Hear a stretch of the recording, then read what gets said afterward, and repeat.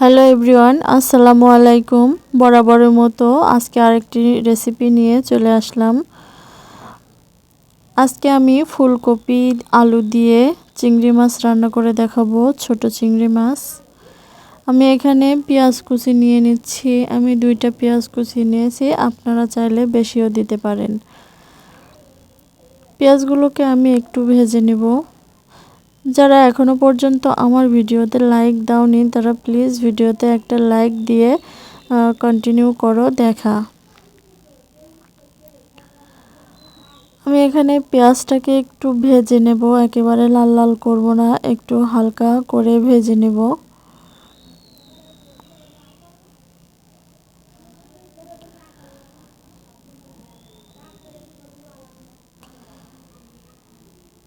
দেখো আমার পেঁয়াজটা প্রায় ভাজা হয়ে এসেছে।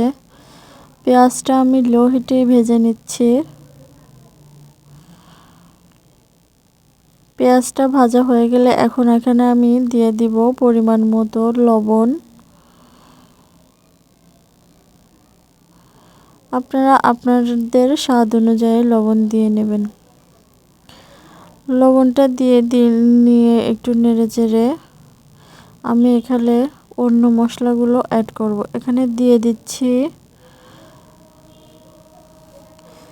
জিরে বাটা, আর দিয়ে দেব কাঁচামরিচ বাটা, দিয়ে দেব একটু রসুন বাটা, আর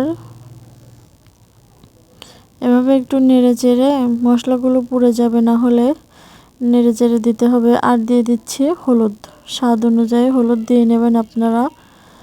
আমি এখানে অল্প একটু মরিচের গুঁড়ো ব্যবহার করেছি, আপনারা চাইলে এটাকে স্কিপ করতে পারেন, কাঁচামরিচ দিয়ে শুধু করতে পারেন।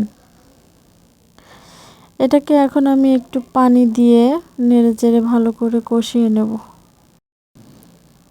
মশলাটা কষানো হয়ে গেলে আমি আজকে চিংড়ি মাছটা ভাজিনি, এভাবে কষানোর উপর চিংড়ি মাছগুলো দিয়ে দিব।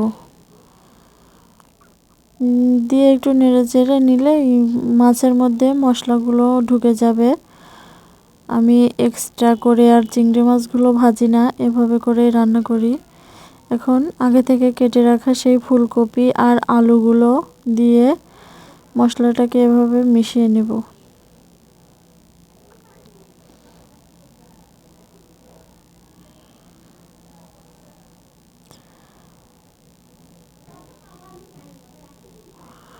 মশলাটাকে এভাবে ভালো করে মিশিয়ে নিয়ে অল্প একটু পানি দিয়ে এটাকে আমি ঢাকনা দিয়ে ঢেকে কিছুক্ষণ কষিয়ে নেব।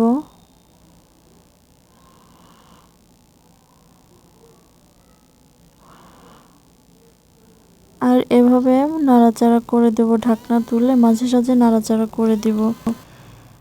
যখন এভাবে পানিটা শুকিয়ে আসবে তখন আমি আরেকটু পানি দিয়ে দিব।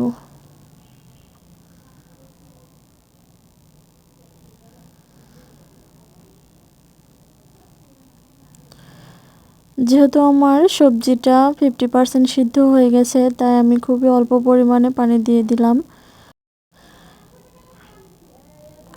এখন এটাকে ঢাকনা দিয়ে কিছুক্ষণ রান্না করব, আর মাঝে মাঝে ঢাকনা তুলে এভাবে একটু নেড়েচেড়ে দিব। আচ্ছা, এখন আমি এটাকে ঢাকনা দিয়ে ঢেকে ততক্ষণ পর্যন্ত রান্না করব যতক্ষণ না এটা হয়ে যায়। দেখুন আমি তরকারিটা নামিয়ে পরিবেশন করে নিয়েছি।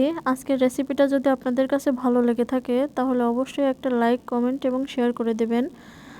আর আমার চ্যানেলটা যারা এখনও সাবস্ক্রাইব করেন নাই তারা প্লিজ আমার চ্যানেলটা সাবস্ক্রাইব করে পাশে থাকা বেল বাটনটি বাজিয়ে রাখবেন, যাতে পরবর্তীতে কোনো ভিডিও আপলোড করলে নোটিফিকেশন আপনাদের কাছে পৌঁছে যায়। আর রেসিপিটা কেমন লাগলো কমেন্ট করে জানাবেন। আজকের মতো এখানেই বিদায় নিচ্ছি, দেখা হবে অন্য কোনো রান্নাতে। সবাইকে ধন্যবাদ রইল।